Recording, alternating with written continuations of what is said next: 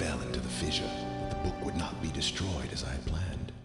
It continued falling into that starry expanse of which I had only a fleeting glimpse. I've tried to speculate where it might have landed, but I must admit that such conjecture is futile. Still, questions about whose hands might one day hold my MYST book are unsettling to me.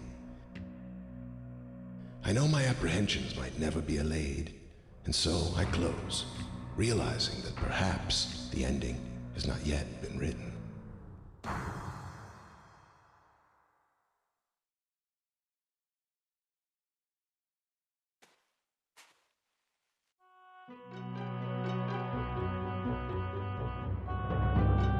This is rad.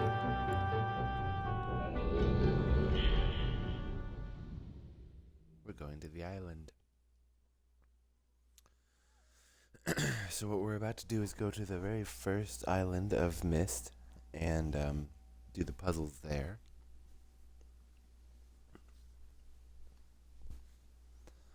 It's been a long time. This game came out when I was 10 years old, and it was a point-and-click game. So what we're about to do here is this amazing remake for the Xbox One. So we should be able to move around in 3 dimensions, which is really exciting and really cool. So let's do that.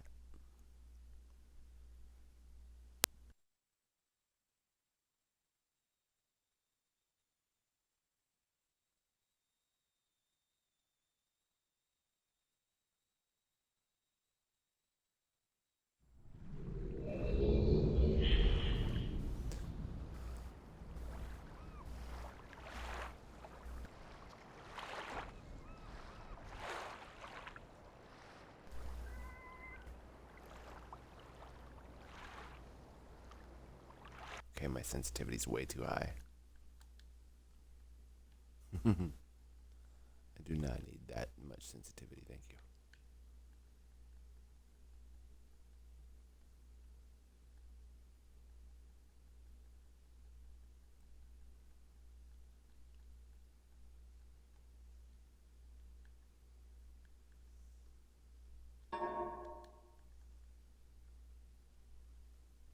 Haptics, that's cute.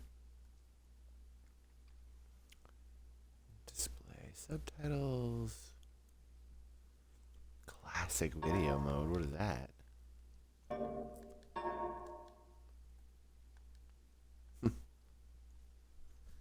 Maybe like the old, really badly rendered videos. Use the menu on your controller to open the menu. Okay, I'll do that. Okay. Dude, it has been so long since I've played this. I do not remember anything about what to do. I was one of those kids that like played kind of far into this, and then once I got frustrated enough, I just did the thing where I looked up the quick guide on how to like beat it really, really quickly. So there's still a lot to explore here, and a lot of stuff that I have no idea about, so I'm excited to get into it. This thing's cool. It's the, what's it called? The observatory. And you can go in there and punch in dates, and it'll show you what the stars look like on this island. So what I'm doing currently is going around and hitting all these switches. I don't even really remember why I do it. I think it opens a door at some point. This doesn't open, right? No. So cool, though. And very weird to be able to walk through this, because the first time that I played through this game, it was point and click. So it would be like I would click, and then I would be, bam, standing here. And I could turn, but it would be like you turn, and then if you click the side of the screen, it would go bam, and you just look this way. It was not a 3-dimensional thing that you can move around in. Okay, so the ship, that's right, the ship is sunk in the harbor.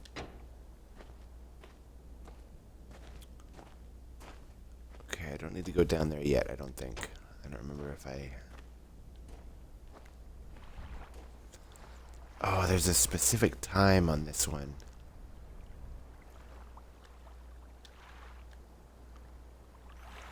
Rotate, push, interact.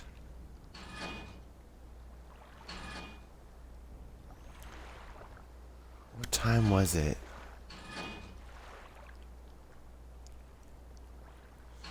I don't remember what time it was, like 4 something, right? 4:10? Oh! It did a thing. I heard it do a thing.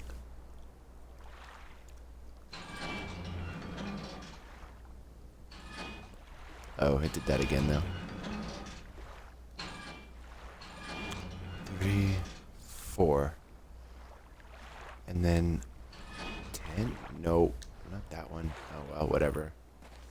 I don't remember what time it is. I'm just going to go around and hit all these switches.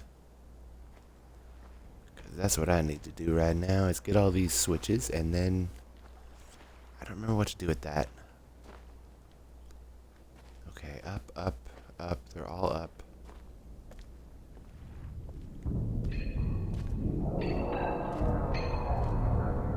Wow, the same sound effects and everything. Dude, this is wild. So, yeah, I remember this.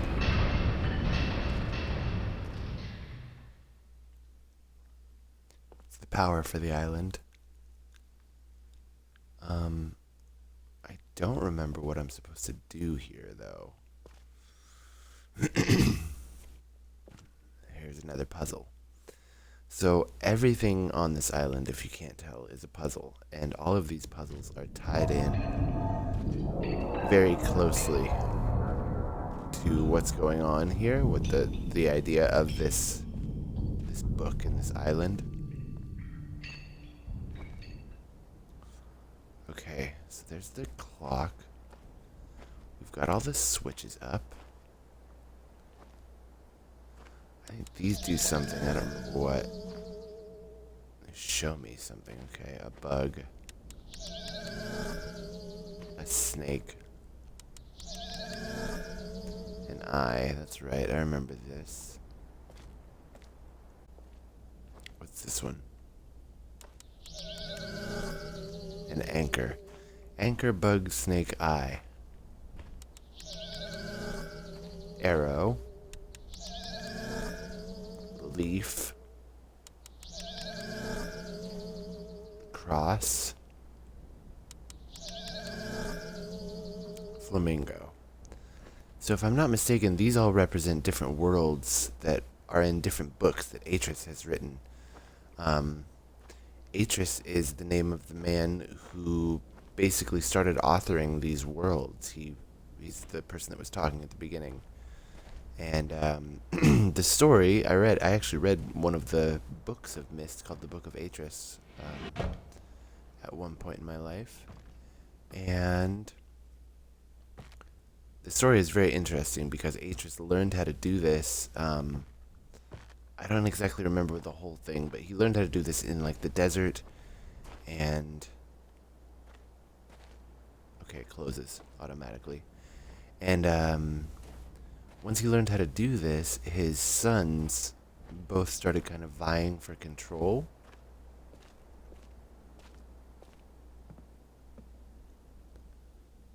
Okay, I remember now. So, the red page goes in the red book if you want to talk to the bad son or whatever it is. Here's the map. This knob does something.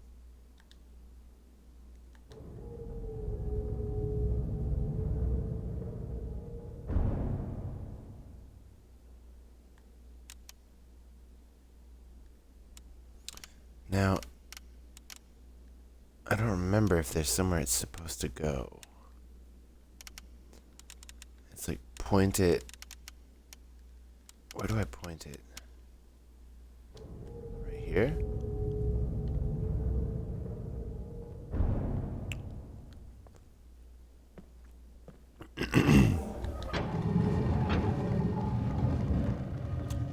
down, there's a board here. Oh, God, this is the puzzle that's going to take me forever to find. Shit, okay. Well, I'm not going to do it. I'm not going to cheat. So I've kind of told myself that for right now what I'm going to do is, because I don't really remember ever beating this game the proper way by like going through all the worlds and learning all the secrets, I think we're going to do that. So this is just going to be the first episode. This is me wandering around, not really sure what is going on. I know that a lot of these books are clickable. I have called this age Channelwood, and it is a very different world. Though it is exactly how I imagined it, it is still amazing to see it with my own eyes. Water covers this age as far as I can see, except for a small rocky island. Elsewhere there are only trees, which grow directly out of the water. A myriad of thin wooden passageways are built just above the water and disappear into the forest. I assume they were built some time ago, for they appear aged. I am eager to discover more about this land and its people, but I have arrived here late and I must rest. I was awakened this morning by strange noises coming from the pathway adjacent to the one on which I had slept. I saw a group of monkey-like people heading in my direction. I feel threatened by their presence. There was one that I would have never expected. After staring at me for a short time, they fell to their knees and began what appeared to be some sort of ceremonial worship. I tried to speak to them, but they did not understand my language. Instead, they indicated through enthusiastic hand motions that I was to follow them. As we walked, I began to notice that the waters below us were changing colors. Slowly, subtly, they would change from deep blue to muddy orange, then from muddy orange to beautifully clear. I was so intrigued by the ladder. Climbing the ladder led us to their village, which is about 10 meters above the water, and can only be reached by rope ladders that stretch from the lower paths to the village level, approximately halfway up the grand trees. It is very interesting watching these people carry out their daily tasks. Even after watching them for hours, I did not understand exactly what they were doing. An enormous hut. Strangely, once inside, I found that the hut appeared even larger than it had from the outside. The walls were garnished with bright metals, and in the center of the hut sat the leader of these people. At least he appeared to be their leader, for he sat a meter off the floor in a thick throne. Guards surrounded the strong creature, who was dressed in many exotic colors. Next to the leader sat a very old human. At least to some extent he appeared human. His hair, which was only on his face and head, was completely gray, almost white, and hung very long around his frail body. His thin head hung limply by an almost grotesque neck that could not hold its head up to look at me. But what a surprise, this creature could speak my language. Shortly thereafter, I was given a bed with some hand motions that looked to be telling me to go to sleep. I look forward to learning more. As I suspected, the ancient creature is a human, but he is old beyond his own reckoning, and seems almost insane. However, the tree dwellers almost revere him as a god. They are treating me now in the same fashion, which makes me feel very uncomfortable. It is almost impossible to understand this old man. His voice is feeble but wild. He has adopted much of the language of the tree dweller. He had not spoken our own tongue in ages. He attempted to explain to me the history of this place. The following is my best translation of what he has told me. Many years ago, the humans and tree dwellers lived together in this place, which was then a vast island. They interacted very little. The humans dwelled high above the humans. Occasionally, the island was disturbed by mysterious rumblings, which happened randomly, some sort of tectonic or volcanic action, I suspect. The sometimes slight, sometimes heavy tremors would only last a short time, then they would stop, allowing everything to return to normal. One day things changed. The rumbling began and grew quickly to unprecedented levels. Soon it became apparent that the entire island was sinking slowly into the ocean around them. Many of the humans died that day, but not before sacrificing themselves in order to stop the sinking of the island. The humans who lived through this catastrophe moved to the trees, where they gradually died out. Maybe because they were unequipped for such an environment, but I'm not sure. This is the story the old man communicated to me. Although many details are very unclear in my mind, I am especially confused as to how the humans saved the island from completely sinking. In fact, I doubt the accuracy of that part of the story. The island must have stopped on its own, yet the old man believes in the truth of the story as if he had been there, and the true tree dwellers worship him, and apparently all humans, as if they were heroes or gods. The old man ended our conversation today with an event which I will never forget. He began gripping my hand tightly, murmuring something about rest and asleep. Then he said, "We had expected you to come sooner." These actions filled me with a sort of immediate dread. With much effort, he stood to his feet.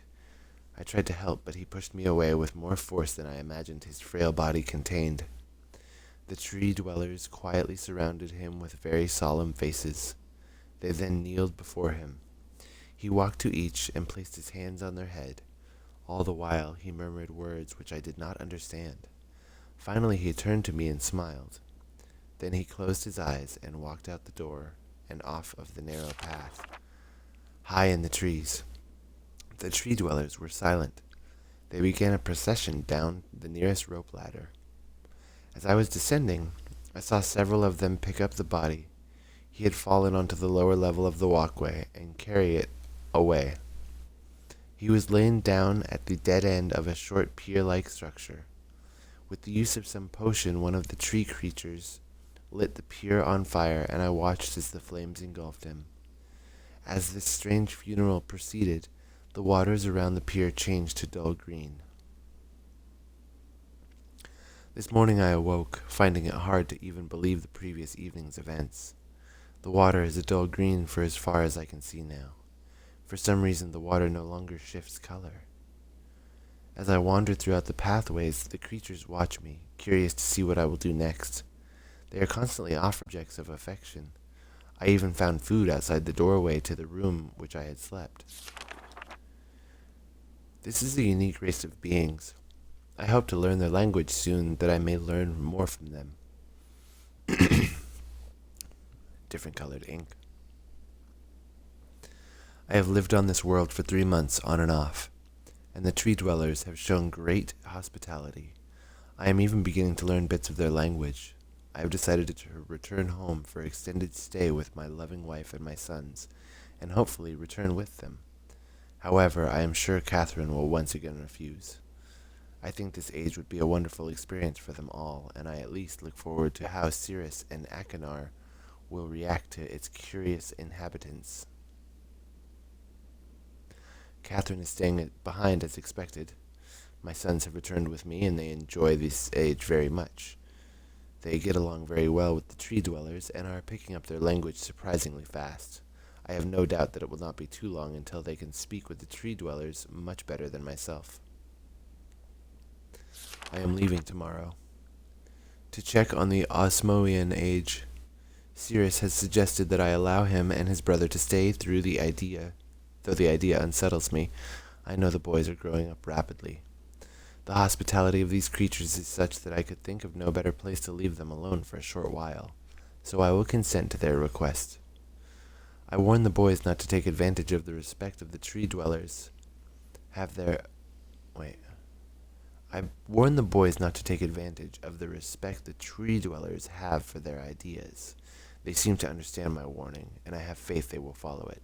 Gotcha. So the tree dwellers will follow them, in other words. Much to my dismay, upon arriving in Everdunes, I learned that Prawn and her people are continuing to be menaced by the Chthonic. Chthonic? Chokchtik? By the Chokchtik. I don't know. I fear for their survival and plan on returning to her shortly after checking on Cirrus and Achenar here. See Everdune's journal for more information. After watching Cirrus and Achenar, I see they are handling things very well, and I think I can put to rest any fears about leaving them in Channelwood again. And for a little longer time. The tree dwellers seem slightly distressed that I'm leaving, but happy that Cirrus and Achenar are staying behind again. They were visibly shaken. although they only remember her from their childhood. Catherine has suggested that it would be wise for Cirrus and Annelwood for a while, and I have to agree. They will be returning with me when I leave again. I have told my sons that they will be returning with me in 2 days. They spent the entire night telling me of an adventure they experienced in my absence, and it was rather remarkable. It seems they constructed a boat with the creatures and traveled some ways out into the surrounding waters. I enjoy hearing them talk excitedly of their adventures, and am reminded of my own adventures as a child. I finally understand why the tree dwellers have been giving me their many inks and insisting I write with them. Looking through some of my past entries, I see now that the inks have changed from the black I thought they were to various different colors. I have shown some of the creatures my journal, and they laughed and howled. I did not know they had such a sense of humor, even though as I look through this very colorful journal, I cannot help but laugh myself. We'll be returning tomorrow, so my sons are with the creatures for the last night here. They have told me they would like to come to the Channelwood again, and also asked if they can visit the other ages alone. Though I will have to think over their request, I believe they have proven to me that they are trustworthy and responsible. Catherine will also have to help me decide whether they are ready to travel alone. For now, I must give my farewells to the creatures, for I do not know how long it will be until we visit this age again. Future Bridge. I'm talking about, this is the shit that was just like, it's so intriguing, and so like the guys that made it, the team over at Cyan, they really knew when they were making this how to world build in a way that was just gonna catch people's brains. Like, it's so, this world is fleshed out. This is clearly one of the huts that he was talking about, the rooms that he slept in on the walkways in the world in Channelwood. Future Bridge. So I'm wondering if maybe this is something that he wants to build or something that's there. I think it's something that's there. I'm pretty sure that's a Channelwood. So I'm not going to keep reading every single journal in this episode, but oh shit. Okay, so if I'm not mistaken, oh shit, that's not what I meant to do.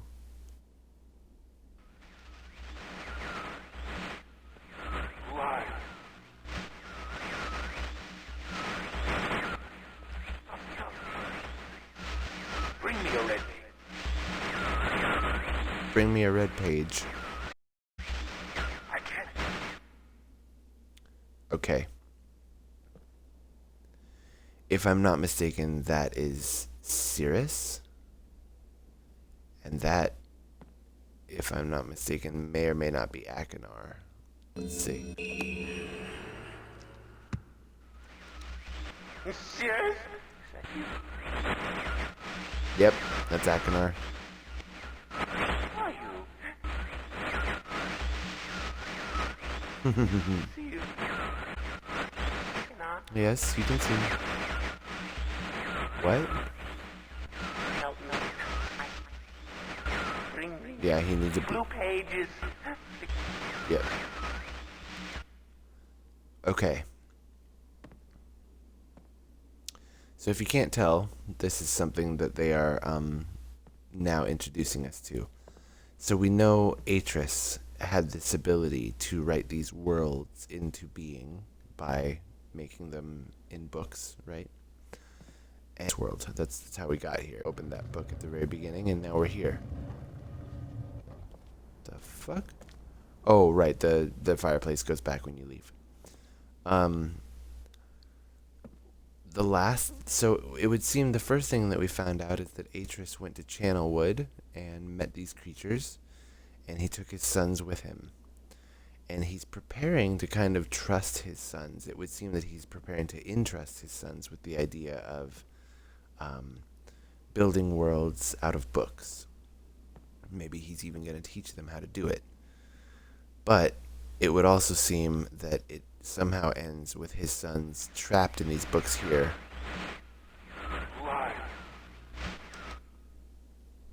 And they just keep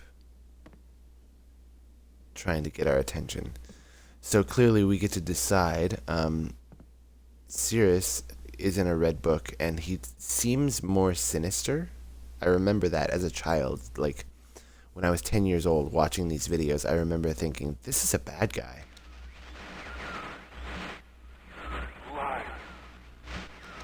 He might not even be a bad guy. I don't know. I still have never really explored this game fully. And MYST is one of those things that it can feel endless. So so yeah, we will figure out what to do with the suns here in the next episode. Maybe we'll read some more of the books, and maybe that'll give us a better idea as to what to do, because I have no clue currently. It's been so long, but it feels really good to be back on MYST Island. So thanks for tuning in with me. I will see you guys next time. Keep it locked. Let's do some more MYST. Let's finish this game.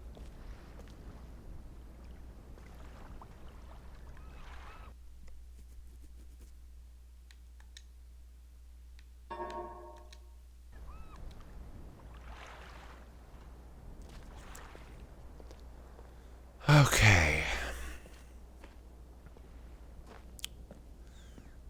What's up, everybody? Welcome back to MYST. I have to remember what the point of this is. So that's the knob that on the map that I'm rotating, right? I see a little slit there in it, like a window. And I remember you can somehow kind of get up there, but I don't remember exactly how or what it's going to do for me.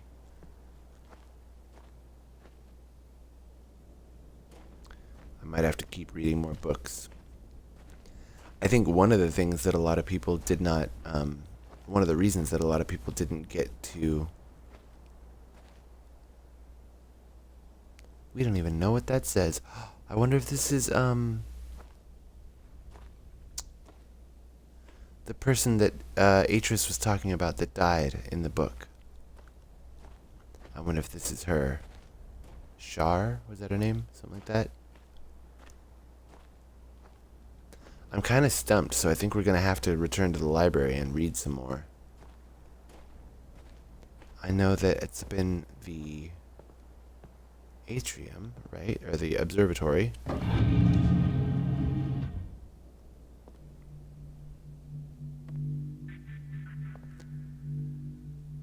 Such a weird observatory too. Like, can you imagine? This is how you look at it. You just whatever. Okay.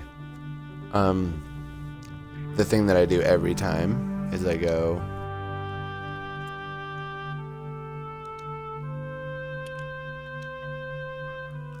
wait.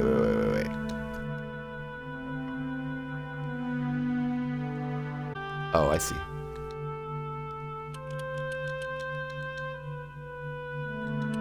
Wait, what?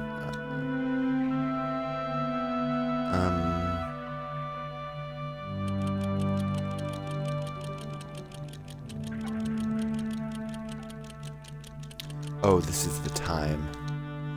Well, I happen to know that I was born at about 4:15 in the morning. Like I said, I always do this. This is like, I'm pretty sure that a lot of MYST players do this. It's like their first thing. Oh, god damn it, that's not it. What do? Grab this. Gotcha.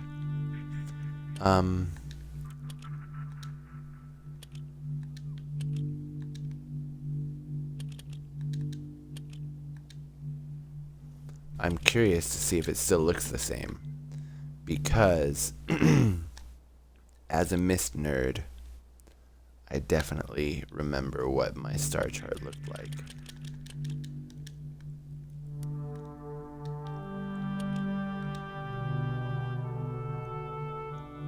Oh, and this time is kind of wrong. Actually, I think this might have been the game that caused me to go to my grandma and go, "Hey grandma, what time was I born?"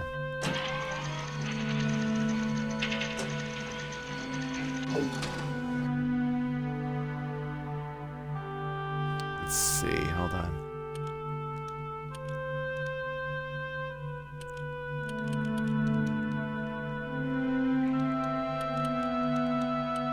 Probably did this a lot as a teenager.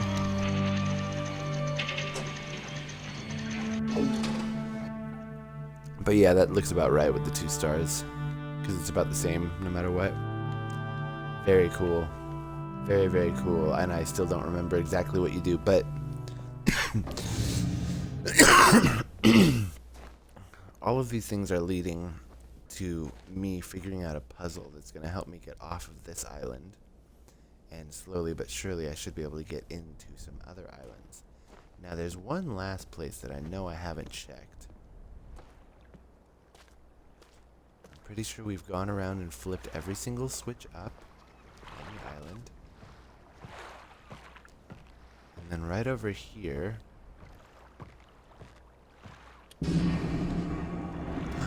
Oh. Maybe that's what the switches are for. You turn all the switches up and this thing just works.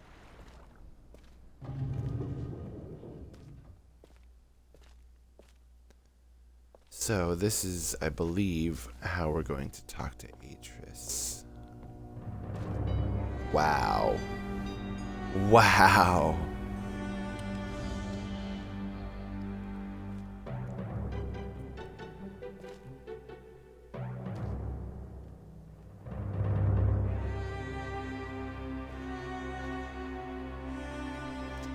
Settings, dimensional imager, topographical extrusion test. Okay, so I need to get my notepad out again.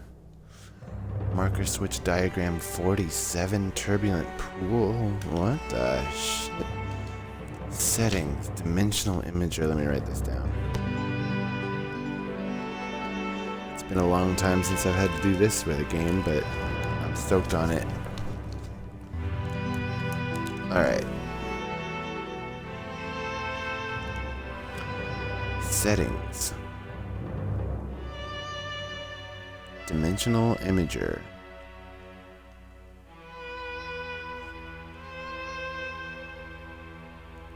It says topographical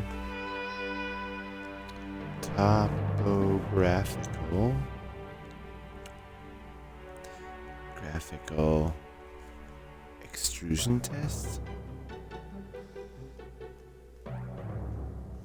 Topographical extrusion test is 40.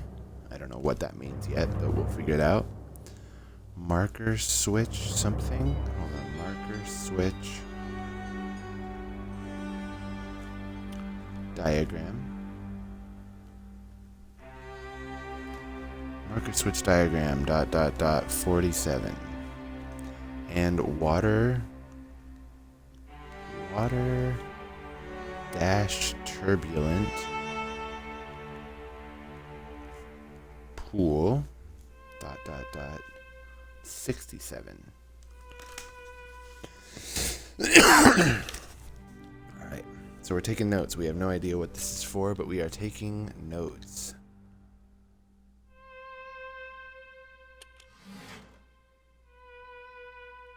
Oh. Topographical extrusion test is 40.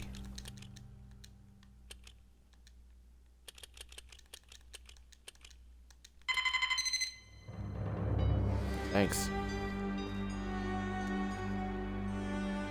So now what does it do? There's the island. Okay. So we can make it do that. And so what is 40? Oh, you know they love Douglas Adams. Come on. What is 42? 42 is nothing?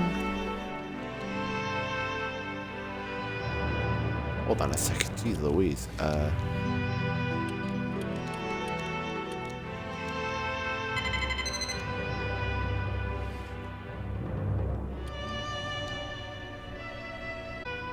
Marker switch diagram. That makes sense.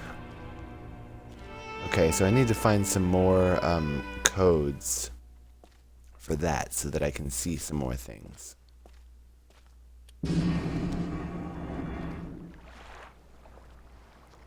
Wild.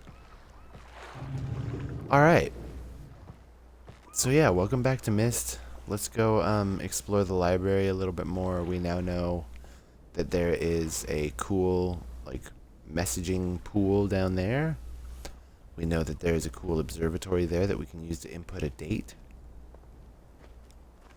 This, I'm pretty sure, is a diagram of the ship that is out there in the... You get the idea. I don't remember what these lights are telling us. I think all of this is part of the puzzle, obviously. Eventually we will have just the right things lit up, just the right date put in, just the right number, all this stuff. And then you and Atris and everybody, but I don't remember exactly how, so... Interesting. Emmett was the first to live on the rocks. He named them the rocks because that is what they were, a group of sharp rocks clustered together in the middle of a large sea. This is where Emmett lived. He enjoyed his life. Emmett would occasionally swim to nearby rocks as it was never too far of a distance. One day another person appeared on the rocks for no apparent reason to Emmett. Emmett named this new person Branch. Emmett and Branch quickly became friends, swimming and hunting for fish together often. Emmett showed Branch that he discovered a place where he decided to live, also on the same large rock.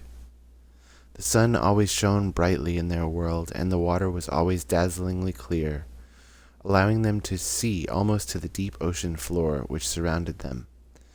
Though the sun always shone, it was never too hot for the boys. A light breeze always came from the north and cooled the area down. One day, while Branch was swimming and having fun in the water, he noticed another boy swimming. Branch brought the new boy to Emmett to find out what to call the new boy. Emmett said the boy should be called Will. Will was soon a part of the group, and all three of the boys swam and enjoyed their perfect world. At least that is the story I was told when I arrived today on the island. Emmett, Branch, and Will were surprised to see me at first, but even before the night ended, we were all becoming good friends. Today, the second day on this newly created age, a strange thing happened. It was not strange to me, but the three boys did not understand what was happening. While I was relaxing under a large tree, on one of the smaller rock islands, it began to rain. It was a nice rain that lasted an hour in the morning. I explained to the boys that the rain was not harmful, yet they obviously still feared it. Before going to sleep tonight, I told the boys I would leave the following day. I told them that while I was gone, I would make a surprising change in their world. They didn't understand, not that I expected them to. I still do not fully understand what happened today. I was experimenting with the art, testing the limits of the rules as dictated to me by Father. I attempted to create a boat by riding it into the world. I thought everything was planned correctly, yet somehow the boat had become gripped by a rock and broken in half. Although this test did not turn out as I hoped, I now have answers to a few of the questions my father never answered. As for the boat, I can see the boys enjoying it anyway, and with that I am pleased. They have played on it all day. Even though the boat cannot move, I have enjoyed studying from it. It is a much sturdier platform than the jagged rocks. In the course of my observations, I have learned some very regarding the solar system of this age. The nights are absolutely beautiful here. I have made note of and named a number of constellations that pass above me. Also during the night, I catch glimmers of light from the horizon which I have not been able to discover if it is created by some natural phenomenon or by additional people on the far-off islands or rocks. I should very much like to discover, I rather suspect it is additional people, which would explain the appearance of Branch and Will. The rain today was slightly heavier than usual. Just when the boys were getting used to the light rains, a small storm arrived. They were frightened of the heavier rain, not to mention the thunder and lightning. If rain has never fallen here until recently, as the boys tell me, I would like to discover why it is falling now. Regardless, I have decided to return home for a short while. I have also been thinking of some plans for a lighthouse that I hope to construct soon. I think that perhaps by shining a bright light toward the horizon, it might prove my suspicions regarding additional inhabitants. They would be curious about the light and travel to discover its source, if they had the means. I return with many tools that I will need for construction of the lighthouse. I have decided that once the lighthouse is completed, I will leave for some time and let the world's own imagination have control. We have worked 3 weeks on the lighthouse now, and are making great progress. The rock that we are building on seems to not be as secure as I would like. I have had to alter my plans slightly, but those alterations pose no real problem. Here's the light for the lighthouse. The boys are quite strong and have been helping me immensely. I estimate construction will be done within 2 days. The lighthouse is finished, and we are all proud of our creation. The boys are amazed at the structure wrought from the rock with their own hands. That evening we powered up the generator, much to the boys' dread at first, and shined a great light to the horizon for many hours. I stayed the night in the top of the lighthouse, and in the morning awoke to observe the sunrise without my being coated with the chilly blanket of ocean dew I had become accustomed to. It was Will who first saw the girl. She was swimming not far from the boat where Will was getting ready to hunt for fish. Then Will noticed a man not far away from the girl. Emmett was very pleased to meet the additional neighbors. I feel pleased to leave this age. I have set in motion events that have nothing to do with writing or the art, that will have more profound impact on this world than I could ever have written. I think... Oh, here's the map. I think of this age, as a gift to myself that I will wrap up and open someday in the future, only to discover that it has changed so much that indeed it is a surprise. Besides, I have yet another new age that awaits me. It seems I'm going to need some way to travel underwater in this new age, and so much planning is in order. Wow, 10 years later. It has been 10 years since I left this age, which I have since called the Stone Ship Age. Upon returning, I cannot believe the changes that have taken place. The original 3 boys have grown into adults, and there are many new faces that I do not recognize. Branch told me that it has not rained for 7 years, and the cool breezes are back again. They are all very content, and have been serving me with new foods and showing me new materials they have discovered. It even seems they have found gold somewhere. I see it in many forms around the island. My lighthouse has been kept in perfect condition, and it looks as if they have tried their very best to keep it so. Yet I have noted that the entire rock it was built on has sunk approximately 40 to 50 centimeters. After a wonderful visit with my old friends, I wonder aloud with them what things will be like here in another 10 years. Constellations. Oh my god, we are not reverse engineering a constellation. So here's some constellations and some thoughts that he has about it. This is the Anchor constellation. This is the Eye constellation. And the Snake constellation. I like that you can indeed see the shapes in them. The Anasazi constellation. And the Iron Cross constellation. The Arrow and the Flamingo. These are all starting to look very familiar. And of course the Maple Leaf.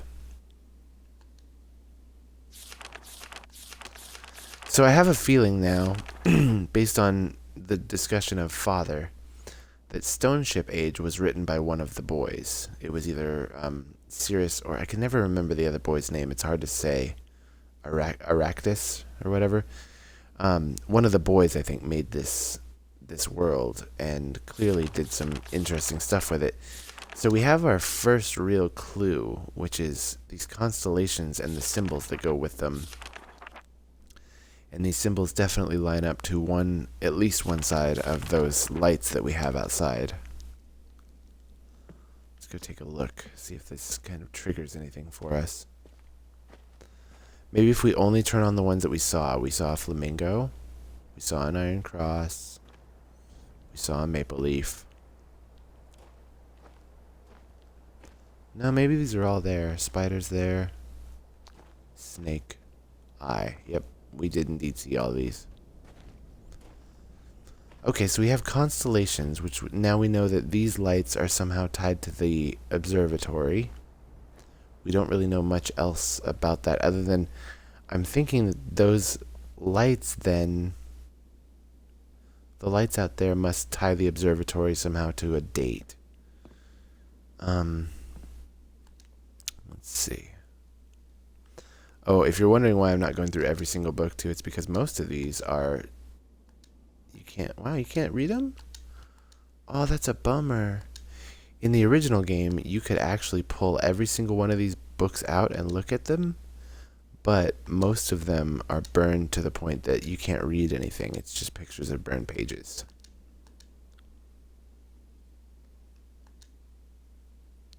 Let's go to the next book, shall we? You there. Crystals. It has been a while since I have heard only silence, and I enjoy it greatly. I think, for some reason, I do not feel altogether welcome in this new world in which I have arrived. But how could I be unwelcome in an age with no inhabitants? It is, of course, only in my head. This world is very beautiful, but I think I have yet to ever write in a journal that an age I have linked to is horrid or disgusting. From the grassy hill where I am standing, I can see green fields below, along with a few scattered forests. A rather large lake looms in the distance from where I am standing, yet the water's blue can be seen plainly from here. The air is fresh, and the sky is sparkled with white clouds. It is absolutely breathtaking. And yet that strange feeling again. Perhaps it is the hot breeze that continues to blow from the north. Hotter than I would have imagined. It almost singes my skin, and I feel quite comfortable when it comes. I will try to ignore it. Night has almost arrived, and the sunset is spectacular. Oranges and reds have settled above the western horizon. Though night has come, the horizon still glows red, long past the sunset. Dark reds flow from the horizon and blend into the black sky. Again, the feeling, and I am beginning to believe it is not at all in my mind. I must sleep now. I will need my strength to explore more tomorrow. He's beginning to think it's not all in his mind, got you. I have had to return home due to a unpredictable natural occurrence more frightening than I have ever experienced. I was awakened by terrible shakings in the ground and explosions on all sides of me. Gigantic balls of fire were falling from the sky. My life. I must remember to bring a MYST linking book with me when I return, in case the one left there has been destroyed or damaged. I have returned to a different world than the one I left only 3 months ago. It has been transformed into a barren desert land, with only gigantic craters scattered across the land to provide variety. Strangely enough, the small grassy hill where I spent my first night remains exactly the way I found it. Apparently the falling meteors did not hit this area, leaving an oasis in the midst of this horrible desolation. The hot wind, I remember, has turned into a rather pleasant breeze, which is at least one improvement. I fear it is the only improvement. The magnificent lake I saw on my first visit is now completely dried up. However, another lake now exists and appears to be quite a bit larger. I assume one of the falling meteors created this lake due to its circular shape and the jutting rock that grows out of the center of the lake. The rest of this world seems like desert, although I will verify that statement with closer inspection. Though this world has little visual excitement to offer, it offers much to the ears. Sounds constantly flow through my ears, and I have found where a few of them originate. It seems, as Catherine says, I do find beauty in everything. Last night I was awakened by a horrible hissing. I was sweating, and the heat was so intense that I immediately dipped my head in a nearby stream to cool it down. The hot breeze had returned, along with a low roar from the ground. I walked a short distance to observe some red flames shooting up from the earth. Suddenly the ground began to crack, and a huge chasm opened. The chasm continued to grow until it was far too wide to cross. Then the tumult subsided, leaving only a dull roar. I have decided, however, I can use the chasm to my advantage. Perhaps the heat from the chasm can be harnessed.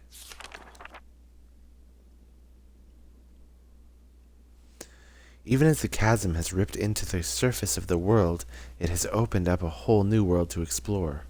Although uncomfortably hot, I found it possible to reach a cave in the chasm that had been created, and have now explored deep into the crust of this planet.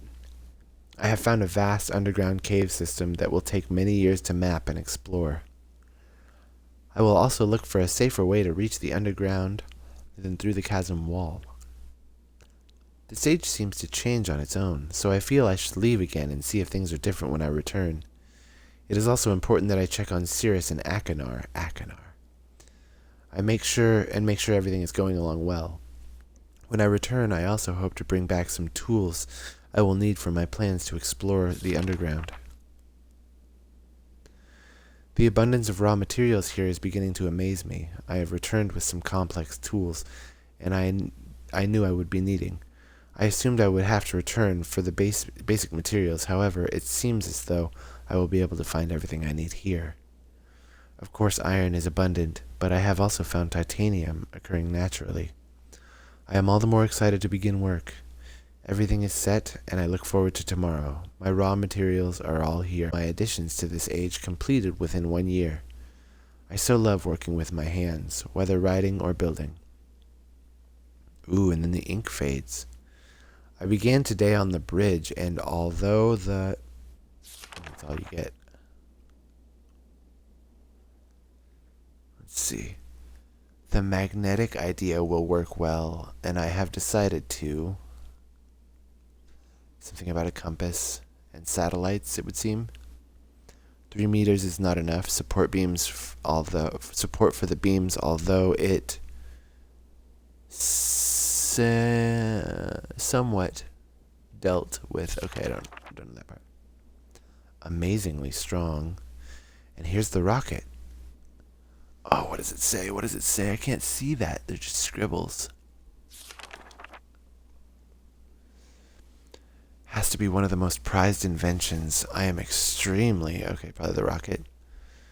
Could never have imagined it would come together quite as... Okay. I doubt. Could possibly work with 14 instead of 8. Thrusters, probably. Completely fatigued. I am so happy to have completed tomorrow. Okay. So, if I had to glean anything from this, it would seem that as this planet began to experience tectonic activity, Atris realized that he had created not only just this land, but also a solar system, and that he wanted to do something with it. I'm not sure if he found something on the satellite or not. I'm guessing he did, because that's why he was so excited that he decided to build a rocket ship. And then he built a rocket ship, and it seems that it works, or he was about to get it to work. And that's what he was the most excited about, is he was going to go explore space in this new age. I'm leaving today in order to bring back Cirrus and Achenar. I have left them alone in Channelwood. I believe they will enjoy all there is to see here. I believe the meteors set off a period of volcanic activity by piercing into the shallow crust, but the tremors have become few. I have just noticed a large amount of this journal has curiously vanished from the very pages on which I wrote over the last 18 months. Fortunately, I have copied many of my construction notes in another journal. I do not understand the many mysteries of this world, but I trust I will discover logical answers to my questions. I have a feeling that many of my questions can be answered in another age to which I hope to travel soon. But for now, I must simply accept this world's mysteries and take pride in my accomplishments. Oh, okay, I gotta write this down. Hold on. I'm gonna go ahead and do it. So, we draw some keys. I can actually do this right here on this notepad. Alright. 1, 2. And a space, and then a 1, 2, 3. Okay, so there's those ones. Then over there, we have another 1, 2. And this one here is labeled 3.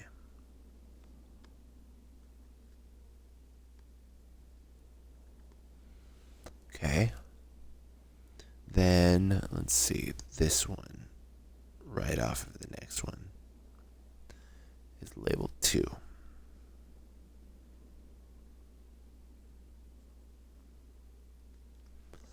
Okay, and then there's these 3 over here. 1, 2, 3. Hopefully. See, this is the thing, is I'm not a piano player. I am a musician, but I am not big on piano. So what I'm doing is trying to make a note here that is as close to accurate to a piano as I can get it with my bare hands. The one that comes off of this is 1.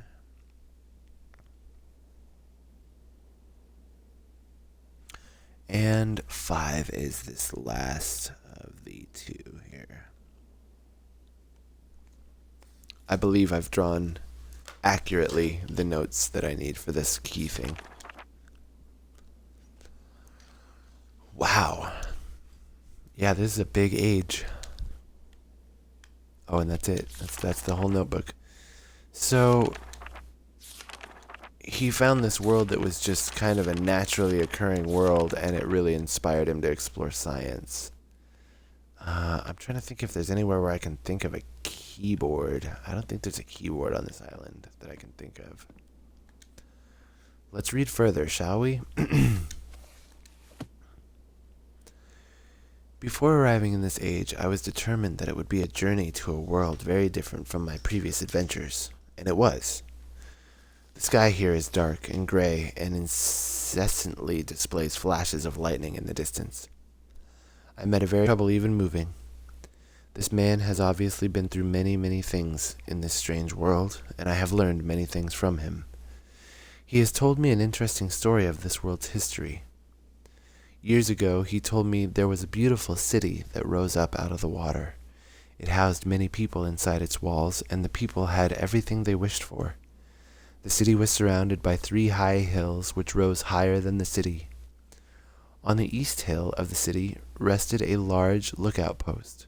The people of the city had constructed the post expecting visitors to arrive from the east. The people had no means of traveling on the water, which forced them to merely wait for friend or foe. As time passed, friendly visitors brought rumors of an enemy that existed beyond the horizon. The people grew fearful, yet nothing happened. One day, the usually sunny sky became dark as night, and black ships appeared on the horizon. The lookout post's attempts at peace were turned away, and the sentries there were easily overwhelmed. The ships continued to wreak havoc on the city, apparently destroying everyone and everything. After the foundations of the city were destroyed, the city sunk deep into the ocean, and only the lookout post remained. The black ships sailed away. The man continued to say that 8 people had hidden and managed to survive through the attack. In the 9 years since the attack, 2 of the survivors had died. He also said that it was rumored that 10 years from the attack the enemy would return. I have decided, since hearing the man's story, it would be admirable to save this civilization and stop this enemy's plan of destruction. I am excited about the adventure that awaits me, and an idea has sparked in my mind to provide the needed defense for these people. I met the remaining survivors today, and I have begun work on a plan for protection. Whatever this is interesting. After a short absence, I have returned to this age with my 2 sons. They have, as of yet, traveled rarely with me, and they are understandably excited to be here.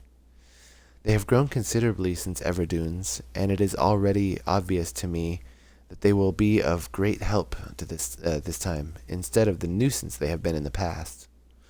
All 3 of us, along with 4 of the healthier survivors, began construction today. We are building upon the old city's ruins, which will provide a perfect foundation for our fortress. My sons have been spending much of their spare time on the South Island, where most of my materials are stored. I'm very pleased with their intelligence, and their creativity is refreshing to see as they work on some small projects of their own. The fuck is this? Oh, stairs that come up to become flat. It has been over 4 months now, and construction is going well. My sons love the world, except for its gray sky. They detest the gray sky and tell me many times they wish the sky here were more like the blue sky in MYST. The old man I first talked to tells me that the enemy is due in 4 months. I feel we will be ready when the time comes. The man reminds me of Emmett in many ways, and I often wonder how Emmett and his people are doing. It has been 6 months of work, and we have finally finished the fortress. It rests between the 3 hills, which are now only islands due to the rising water level that the people experienced after the attack. Inside the fortress, I have designed a most intriguing device. It makes use of a technology called holography. I began experimenting with it on my visits to Aspermere. It will be working in a couple of days after I compensate for some small miscalculations. This holographic device will enable the survivors to learn to use the fortress. Power, track, slope. Okay. He drew so many interesting diagrams that we just don't know what they are. We kind of just have to guess. Okay, interesting. The enemy is due to come soon, and I trust the fortress will provide sufficient protection for all of us. Track. So it's a track. It's power. Oh. This is that thing that rotates. So it's a big island that rotates for some reason, and it's made for fortification purposes. The black ships have come. Their attack was substantial. Their weapons have been stopped, and it appears they have turned away in defeat. I could not help but smile as I watched the boats leave. Insignia of the black ship. It's like a cross between Islam and the... It's very weird. Last night we had a small celebration, and the old survivors danced their dances of old. My sons did not understand why the sky had not turned back to its original blue. The old man told them that the storms would never end until the enemy was destroyed. I assured my sons that a blue sky was not worth the risk of death, and they seemed to hear me. I have had a healthy adventure, and have begun working on a new book. Once again, I must leave a familiar age in search of a new universe I have begun. But first, I will have an extended time with Catherine, whom I miss very much. I must also return to the people of the tide. I believe in my travels I have found a substance that will ease the pain of their bone ailments that they have long endured. I hope to return to mechanical age one day and find the population growing and my fortress still strong. Though the sky may always be black, I am confident the people here feel a heavier darkness has been lifted from their shoulders. Wild. So ships with this insignia are creating a black sky for some reason, according to the beliefs of the people on this planet. And it seems pretty clear that this track here, he's shown exactly how it outlines and why there's a cog inside of it that causes it to there's several cogs that cause it to rotate. It would seem that this is supposed to connect to this. And all of it seems to be situated on an island. Some broken cogs. Oh, this is the puzzle book. Oh, fuck my goddamn life. We have to remember which number. So once we find the numbers that we need, we input them into the fireplace. Oh my god, there's so many. So that's essentially a codex of fireplace numbers. Now, if I can remember what any of these do. Okay, these don't do anything yet. I don't know where to find red pages yet, so I'm not going to do that. We've already talked to the sons. Okay. For some reason... Oh, I see. I was going to say, for some reason, this rocket ship is wired. I'm guessing that's the ignition wire.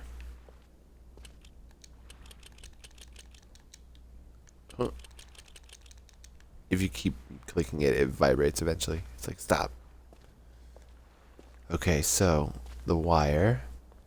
Where does the wire lead? Dude, this is amazing to be able to do this. This is something we were never able to do. We had to point and click and try to follow the wire with our eyes. Okay, so the wire leads there.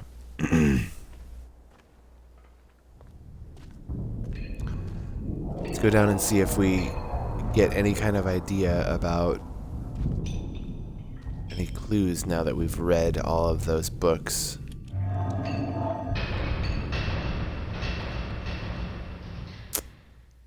So this definitely has to do with the power consumption. Let's see.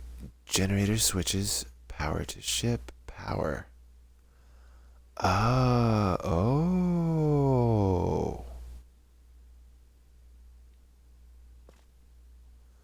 This is the normal power. This is the power that's going to the ship. These are our switches. 1 through 10.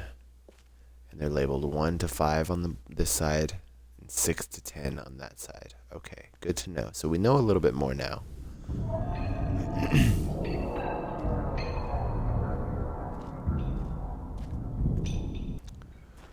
Okay. Let's see if we can get in here. Alright, we got a 3-digit thing with a clamp on it. Okay. It has a 3-digit code that we need to find. PSI, there's pressure.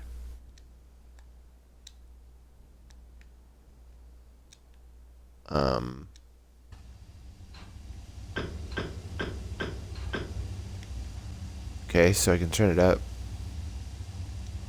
But that's not doing much for me, it would seem.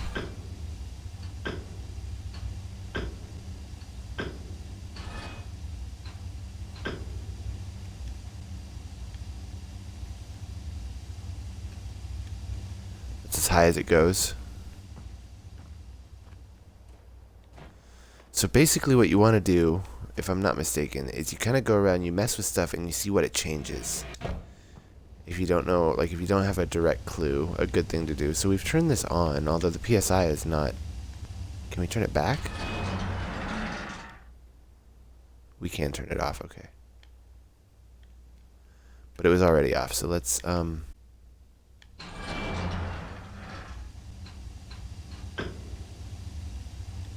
okay. Boiler's turned all the way on. Don't know why, way on.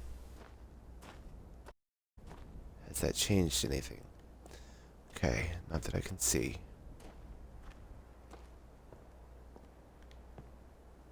I'm trying to think, now that the boiler is on, what can we do that's different?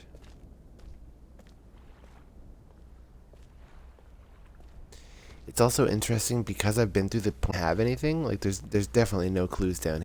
We could probably go find some secrets for the Xbox One version. There's no clues down there. I know that because I couldn't walk down there in the original game. Okay, boiler is on.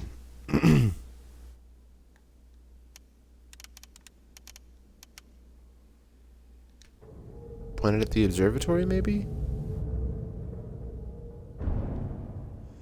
What we're doing is we're angling the window of that tower that's out there. So this is, it looks like a knob here, but as we know, when we get outside, it's a tower and it has a window. And as you can see, I've angled the window towards the observatory here, but I don't remember where I'm supposed to angle it or why. I wonder if it kept my birthday in the settings. That'd be kind of cool. Hello.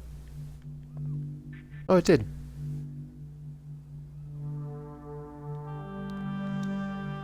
I don't know.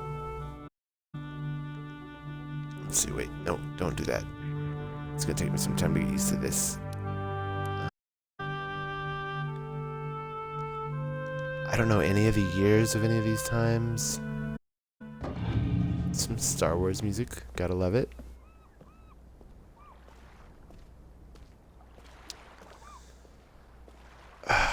trying to think if there's anything that would have worked.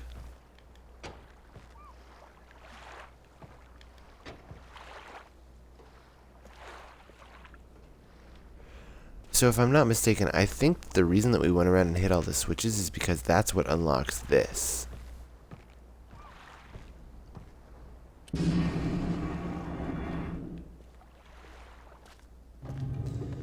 And now if we can figure out a single other topographical extrusion test, let's try that again. Let's see.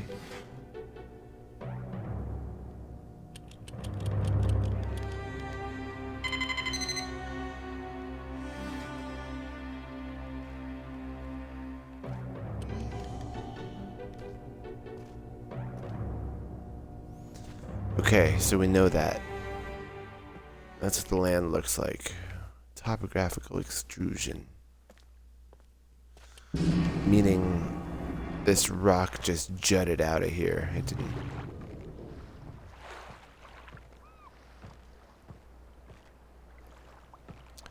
Nothing there. Okay. So what we're going to do is basically MYST is a world that Atris created. It's like a peaceful place for his family to spend his day. That's where we are right now. As a hub world, it has these like mementos. This is clearly the ship. I don't know if it's the exact same ship or if it's just a replica, but this is like the ship that he created on that turbulent world that we read about. Likewise, this is, I believe, much like the ship that his son created that fell on the rocks. And so we'll unlock ways to get into them, and so we can, once we do that, let's see, wait. I know there's a thing where like you turn them all up and then one of them goes down, but I don't remember. Is it the one up at the cogs? Probably.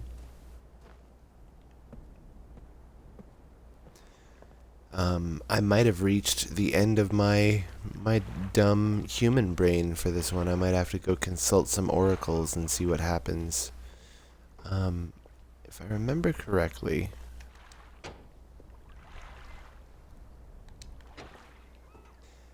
oh, you know what it is? I thought it was pointing at observatories. It's pointing at the markers, isn't it?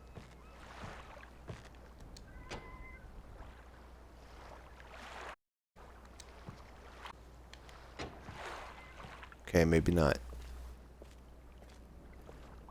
Like, I'm still pretty sure that that thing rotates to point at the markers. That's so wild. I don't remember this grave. It's so cool. Like, I wonder if that's Catherine, or if that's whatever her name was, Shar, I believe, the person in the world that. Let's consult the boys. Oh, it just closes. Okay.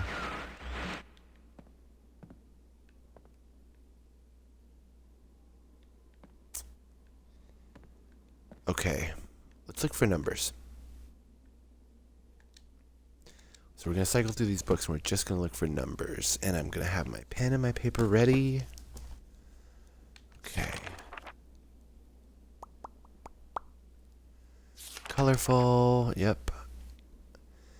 I believe the colors have a meaning as well. Over 3 days.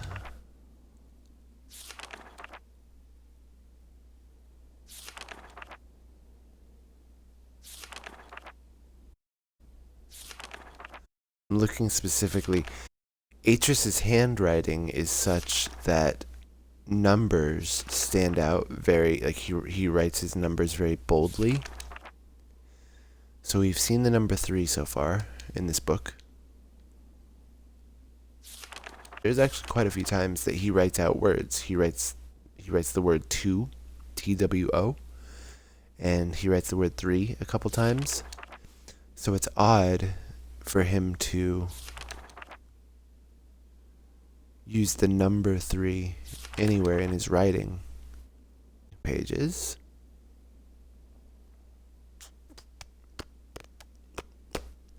Just searching. Just kind of searching for clues. Building a mystery, as Sarah McLachlan would say. Much to my dismay. That's right. Okay, Akinar. See right here, this 3 is very out of place because he normally doesn't normally doesn't draw his numbers out. So, I've been gone for 3 days.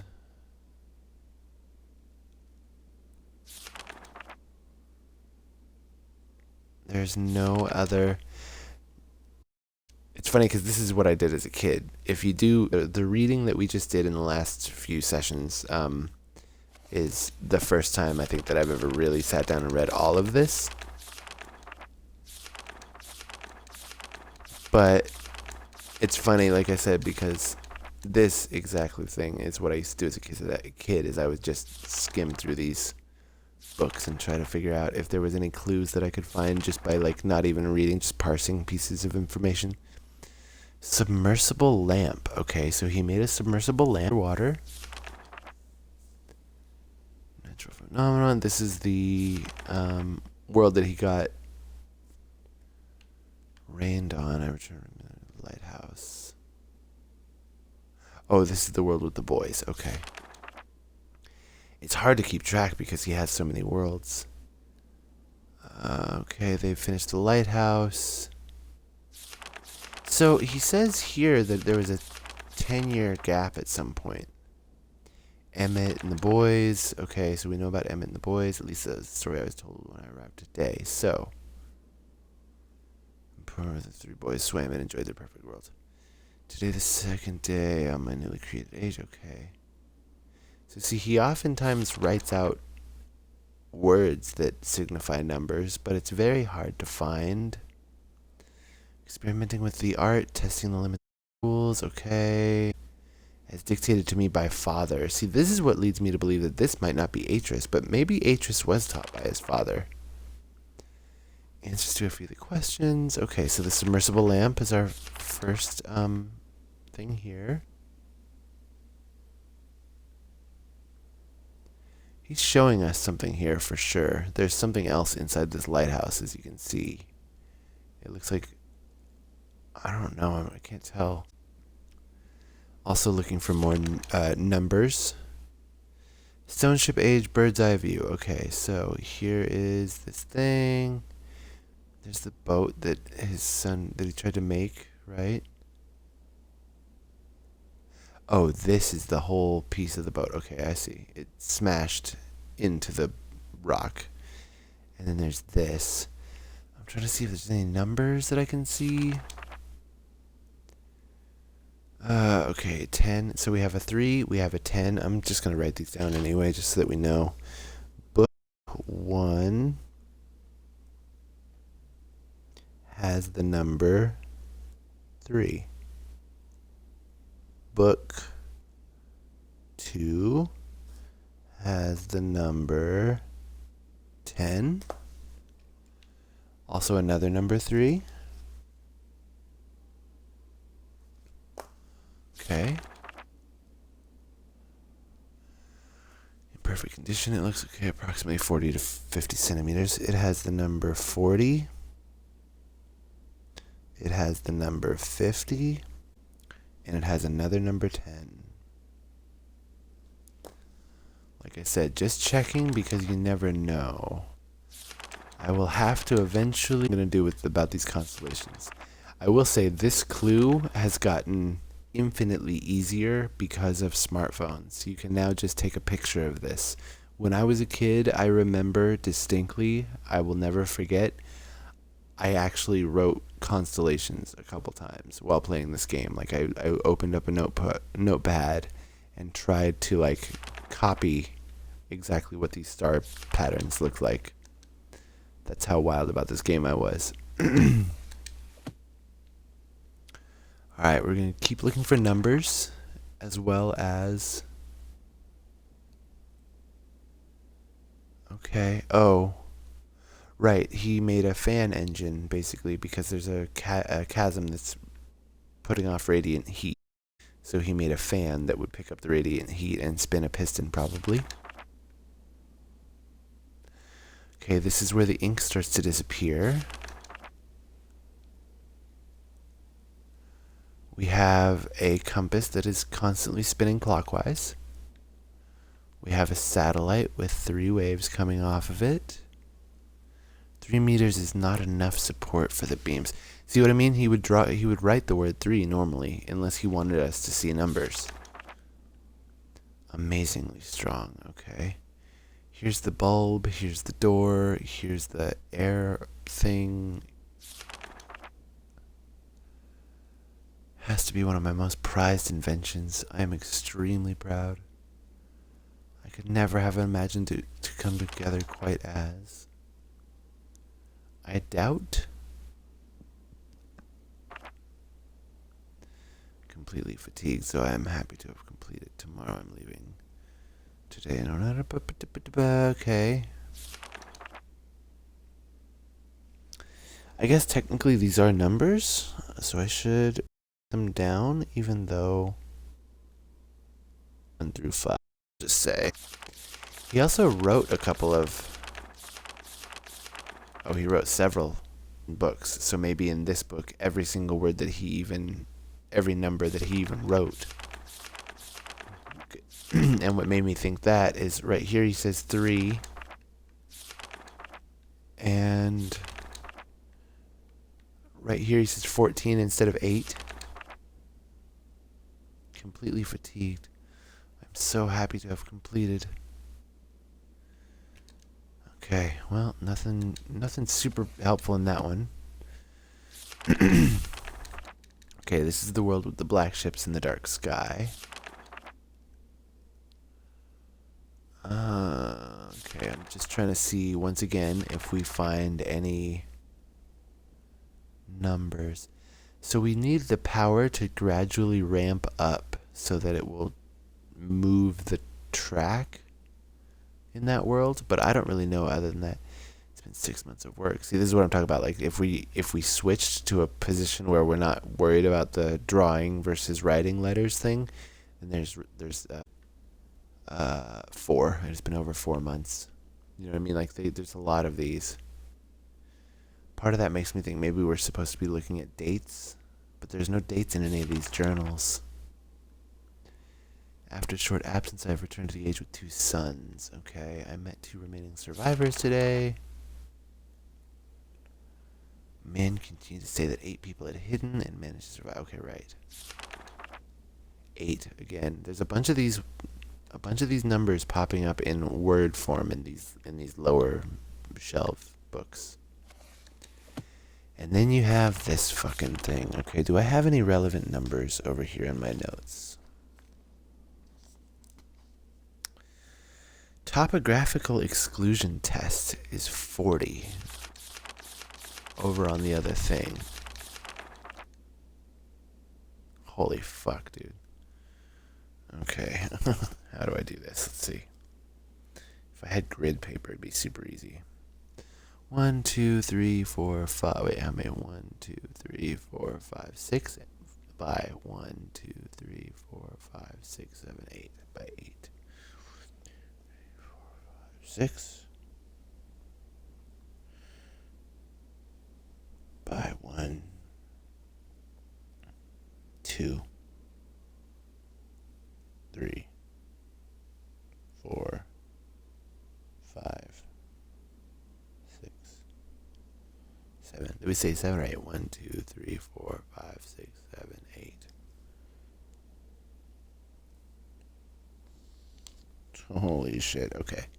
So, bam, bam, bam. I'm literally making an actual diagram of what 40 looks like. And if you're wondering, I lined notebook paper, 4 across, then 3 up, and 3 up is, whoa, that's not right. Here we go. Oh no, I fucked it. Get rid of that one. Okay, 1 over this way, 1 up. Okay. 1 here, 1 here, and 2 down here. Okay. Let's give 40 a try, shall we? So we haven't really done this much. We haven't done this puzzle yet. We've looked at it, but I haven't tried to tackle it. So here we go. I don't even know what you call this kind of puzzle. It's ridiculous. Okay.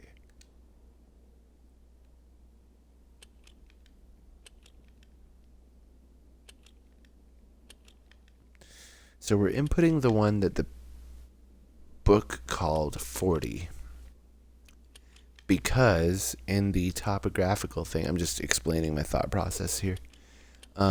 Because in the topographical thing, down below the docks, it said that 40 is something called a topographical extrusion test. Which makes me think that maybe it'll do something, some kind of test. Maybe it'll run a test of some kind for us here. Alright, let me give it one good look-see, make sure it's... That looks about right. That looks about right. Oh, I just realized I could totally do this by just doing the numbers in columns. Okay, that's 40. Nope. So if you do that right, I believe it like spins you around like a hidden bookcase kind of a deal. Okay, here's the thing. We got so frustrated, or I got so frustrated with this book that I didn't think to look through all of it. Lots and lots of codes.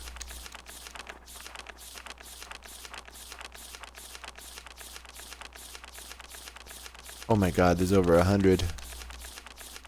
And this is definitely done on purpose. Like, they want to make you feel overwhelmed and like there's no way you're ever gonna get this. Oh my god. Jesus. Dude. How many pages do you need? And I'm going to let you guys know, out of all of these pages, there's literally probably only one code that does anything. So, we have to find that number and figure out what page that's going to be.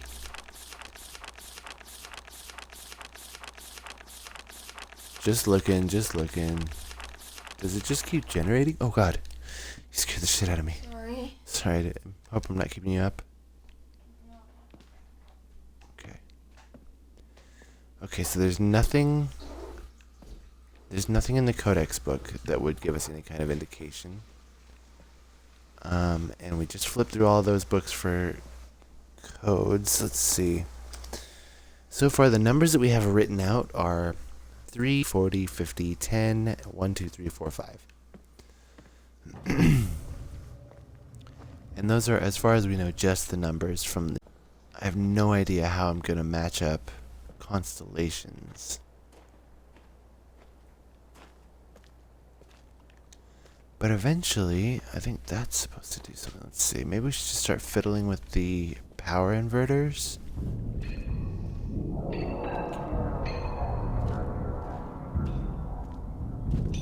This is that it has this really strong sense of atmosphere. So, if you've ever been playing MYST and had someone walk up to you, it genuinely scares the crap out of you because we're just not used to that. Okay, so... Screw it, let's go. Let's do this. Okay, 10 to each. 17.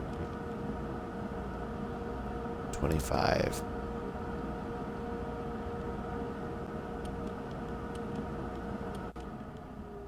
So then is this 7? Okay. Oh. These all have different values. Hold on a second. I have to make a new chart. So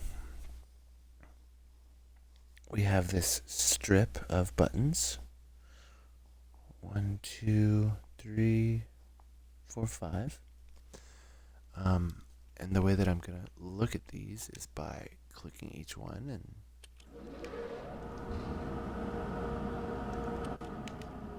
value 10. Value 7.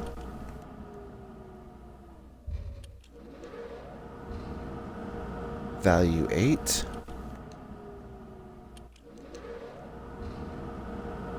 $16 over here. Value 5.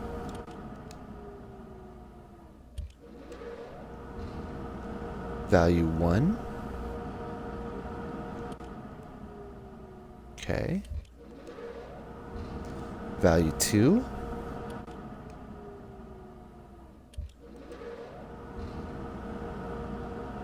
Value 22.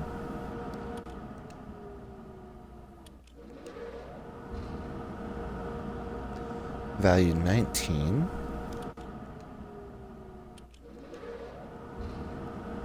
And value 9. Okay. So, we now have a grid. We know exactly how much power each generates. I don't know if we're trying to come up with a number. Let me see here. If we add everything together, I think we might get 100. Let's see. This is 11 plus 7 is 18, 19, 20, 28, 28 plus 22, 29, 30. That's 50. Plus 16 is going to be 66. Plus 19 is going to be 75. Plus 5 is going to be 80. Plus 9 is 90. So all the values together only add up to 89. We don't actually have 100% power, which is interesting.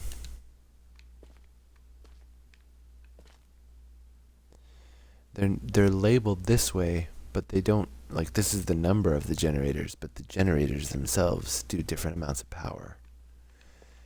What that means, I really don't know yet. I'm still trying to think if there's any numbers that have stood out besides 3s and 20s and... Thank you, MYST. Okay. So we know how to get that thing rolling.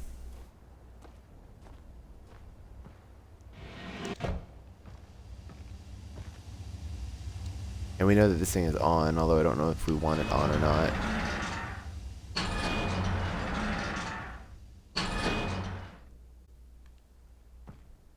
Okay. 3 digits. I'm trying to think if there's anything 3-digited that we could... Do I have anything in my notes? There's nothing in my notes about 3 digits.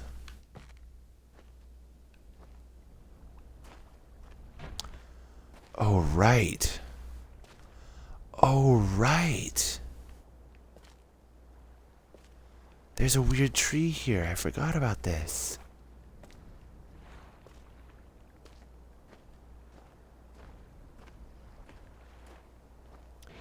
Is this what the Steam does? Hold on.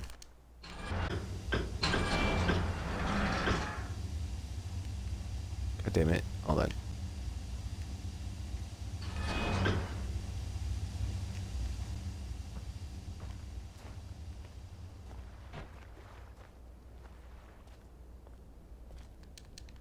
Okay, I don't remember what the weird tree does.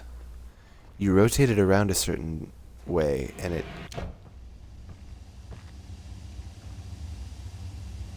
it's showing me the tree even. It's like, hey, this is for the tree.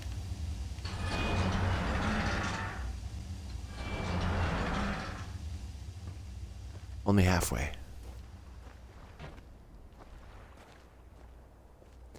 So if I'm not mistaken, we are rotating this tree. Maybe. I don't remember. It's definitely not doing anything to the engine because the PSI is doing nothing. So the question is... That's as far as it goes that way. Oh my god. Okay. So like right there. It's like half on. Anything? No.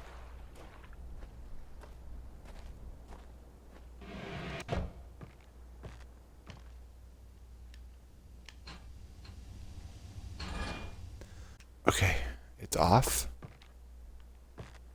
I don't know why off matters, but And then what we can do also is go and literally just try a bunch of different rotations, which is what I might do, so I apologize. If you're not trying to watch me. Just ever so slightly.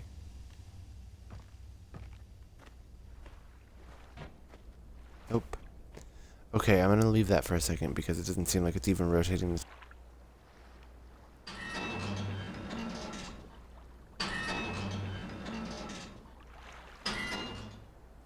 I want to say it's like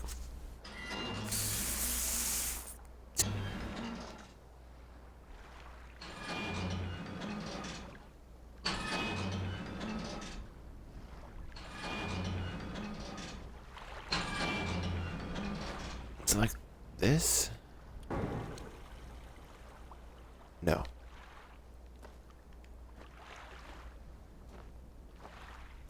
Shit. All right. Well, this is a mystery for the ages, and I think we're going to go ahead and leave it here for now because I cannot remember how to get off of MYST Island. But we will figure this out. So, thank you for tuning in. We've basically explored everything there is to explore on this island, which is pretty rad. Hopefully we'll get to another island in the next video. Until then, my name is Gummy Worm Jim, and this has been MYST. Bye.